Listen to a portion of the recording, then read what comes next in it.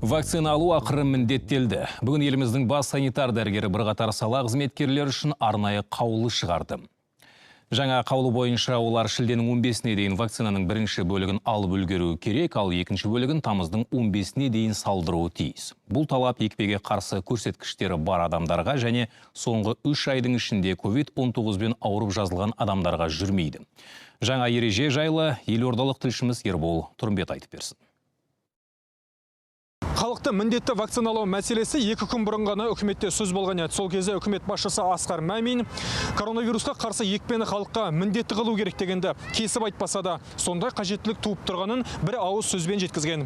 Бұл алдын ала елдің тамырын басып көру болса керек, бүгін бас санитар дәрігер Ерлан Қиясов арнайы қаулы шығарды. Жаңа қаулыда екпе салдыруға міндеттелген мекеме ұйымдардың тізімі көрсетілген. Барлығы да халыққа қызмет көрсетумен айналысатын нысандар. Оның ішінде мемлекеттік қызметтер де, кәсіпкерлік бағыттағы қызметтер де түгел қамтылған. Дегенмен таңдауда беріліп отыр. Егер екпе салдырғысы келмесе, онда 7 күн сайын ПТР тестіден өтіп, таза екеніне көз жеткізіп отыру керек. Мониторингтік топтар бізде тексеріс жүргізеді. Міндетті түрде мынау арасында тексеріс жүргізіп, 15 шілдеден кейін және 15 тамыздан кейін тексерістер жүргізеді. Солар анықтап, орындалмаған жағдайда барлық жаңағы құжаттармен біздің өңірлік санитарлық-эпидемиологиялық бақылау департаменттеріне жіберіледі. Содан кейін оларға әкімшілік кодекс бойынша іс қозғалып, оларды жазаланады.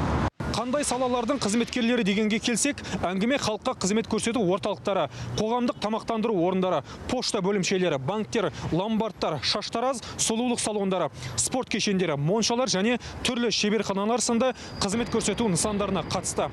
Базарлар мен сауда үйлері, әуежайлар, темір жол, автокөлік бекеттері, білім беру ұйымдары, санаторий, курорт өкілдері де екпе салуға міндеттелді. Жалпы толық тізімі қаулыда жазылған. Мамандар вакциналау паспортын енді қолдан жасау мүмкін еместігіне сенімді. Өйткені QR кодпен тексеріледі дейді. Ал полиция бүгінде бірнеше қылмыстық істі қарап жатыр. Биылғы бірінші жарты жылдық қорытындысы бойынша ішкі істер органдары вакциналау паспортын қолдан жасау дерегі бойынша 4 қылмыстық істі қарап жатыр. Екеуі Алматы қаласы мен Алматы және Ақмола облыстарында тіркелген. Заң бойынша жалған паспорт жасаушылар қылмыстық жауапкершілікке тартылып, 2000 айлық есептік көрсеткішке дейін айыппұлға жегіледі. Ал жалған паспортты қолданушылар 160 айлық есептік көрсеткішке дейін айыппұлға жегіледі. Жаңа ереже бойынша вакцина алмағандар жұмыста ғимаратқа кіргізілмейді. Сондықтан олар қашықтан жұмыс істеуге жіберіле ме, әлде мүлде қысқарып қала ма, ол жағы жұмыс берушінің еншісінде. Бірақ бұл талап екпеге қарсы көрсеткіштері барларға немесе соңғы 3 ай ішінде ковидпен ауырып шыққандарға жүрмейді. Бас санитар дәрігердің қаулысы 2 шілдеден, яғни бүгін түнгі сағат 12-ден бастап күшіне енеді. Айта кетерлігі, мониторингтік топтар вакцина паспорты жоқтарды ұстап алса, оған қатысты әкімшілік іс қозғалып, жұмыс беруші де, қызметкердің өзі де айыппұлға жегіледі. Ал тексерістің қалай жүретініне қатысты тексеру алгоритмі қазір жазылып жатыр. Ербол Тұрымбет, Роман Расулов, КТК.